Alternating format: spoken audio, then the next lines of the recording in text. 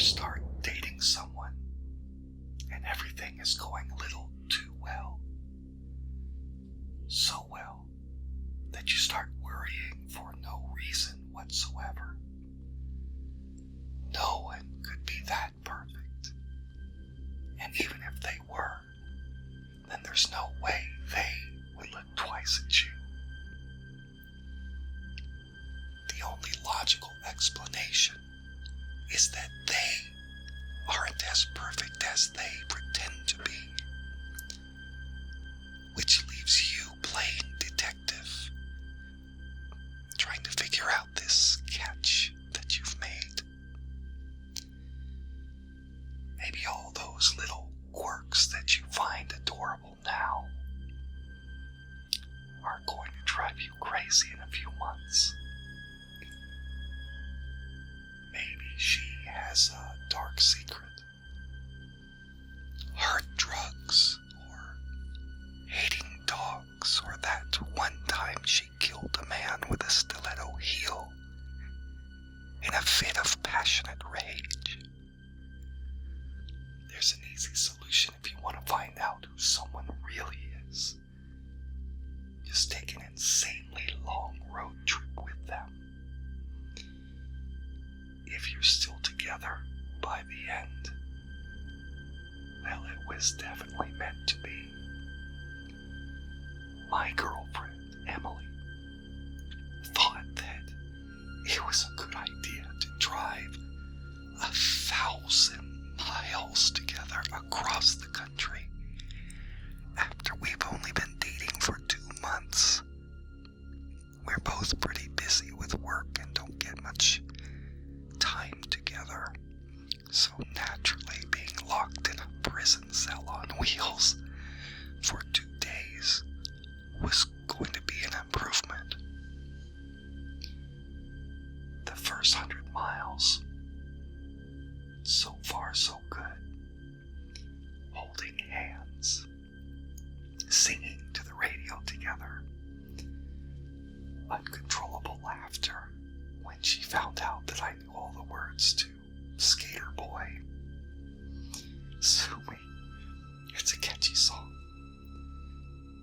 And if the road ended there, and we turned around, we might have lived a long and happy life together.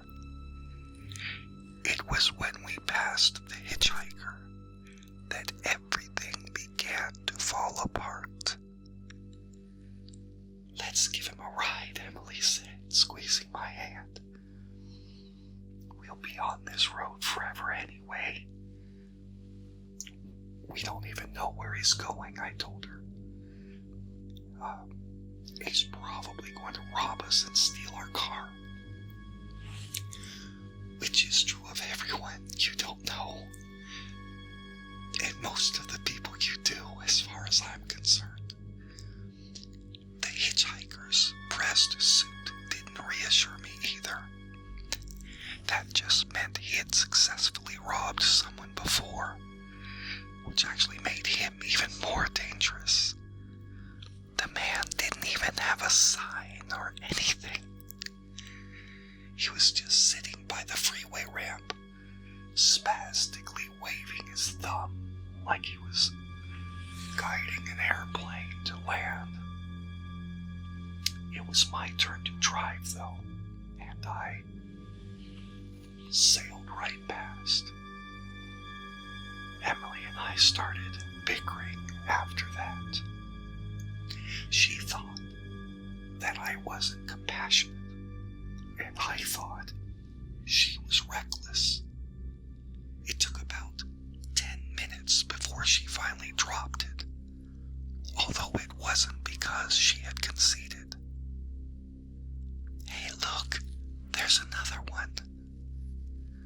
Sitting by the side of the road, waving his thumb like it was the end of the world. It wasn't another one, though. It was the same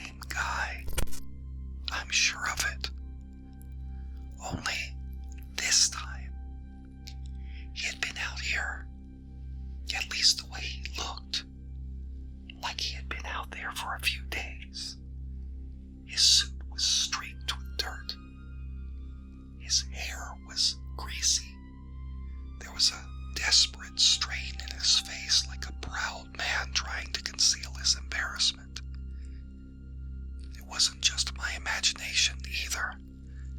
Emily recognized him too. How do you think he got here so fast, she wondered. I don't know. And I don't care, I said. This trip is supposed to be about us, so let's not get distracted. My car blew past him, and I stayed the course.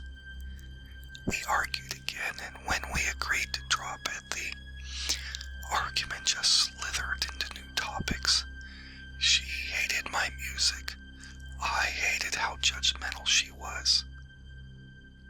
I was controlling. She was picking fights over nothing. It was getting worse until we saw something that shut us both up real fast. The hitchhiker. Again. Another 20 miles down the road. The bottom part of his shirt and jacket were shredded. Blood was soaking through a concealed stomach wound. He was stumbling along the side of the road, weaving erratically, wandering onto the highway at times before pitching off to the side. Emily could not believe that I didn't stop. I couldn't believe she still wanted me to. She kept yelling that he was hurt, needed help. She refused to even acknowledge how weird it was that he kept getting ahead of us. She almost caused an accident by grabbing the wheel when I refused to turn around. We drove for the next 50 miles in silence. I turned the radio back on, but she snapped it off immediately. It wasn't until I pulled off for gas that we saw him again, face down on the side of the road, shirt and jacket gone. Long, even bloody gashes from his shoulders all the way down his back, almost like bear claws or something. I stopped the car and parked behind him. Emily jumped out and knelt beside the body. She looked up at me with uncomprehending rage burning behind her eyes, like this somehow was my fault. He's dead, she said, standing up. Can I call this into the police, or is that too much of an inconvenience for you? I nodded. Absolutely numb. I filled up on gas while she waited with the body until the police arrived. They asked us a few questions, but neither Emily nor I felt comfortable explaining that this wasn't the first time we had seen him. They took our information and let us get back on the road after about 15 minutes. The car was silent for a long time after that. It was starting to get dark, and I was suggesting places to spend the night, but Emily just shrugged and stared out the window. At the rate we were going, we'd be breaking up by the end of the trip, and I wanted to be over as soon as possible. I just kept driving. Long after the sun went down. Emily fell asleep around midnight, but I kept going. She was so beautiful like that, and everything was going so well before this. It was just so frustrating that a random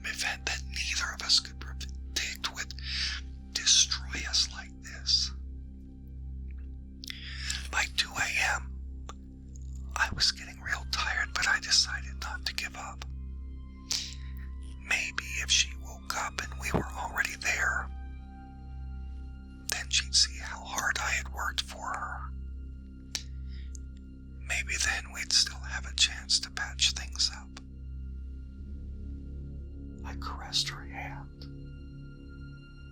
She returned the pressure. I flirted with the thought that everything was going to be okay, at least until she woke up and started screaming.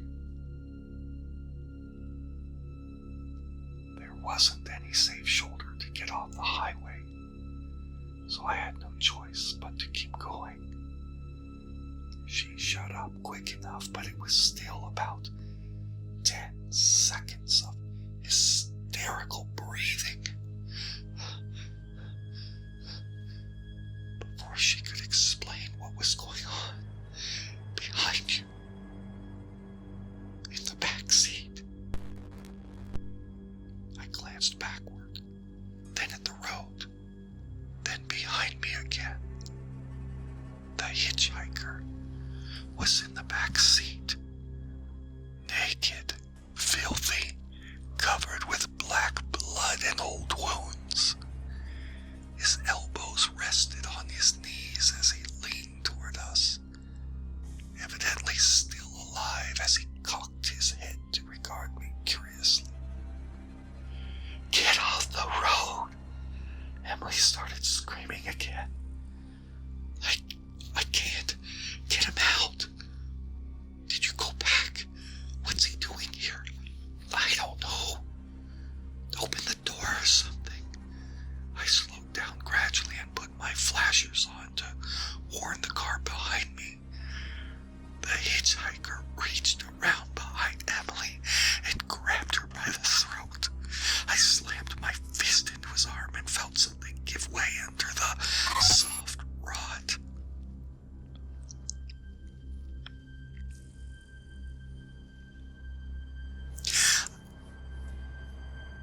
When I lifted my hand, I could see a black bone from his forearm,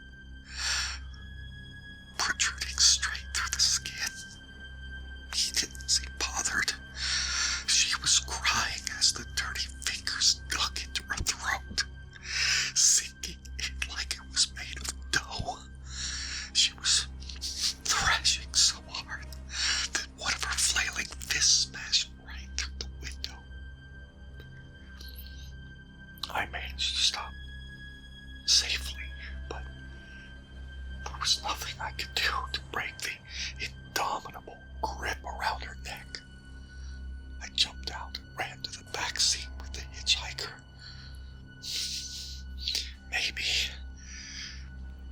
Maybe if I had a clearer shot at him, I could drag him out.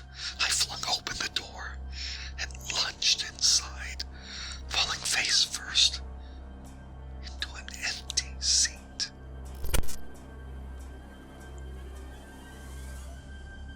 I thought he had already escaped somehow.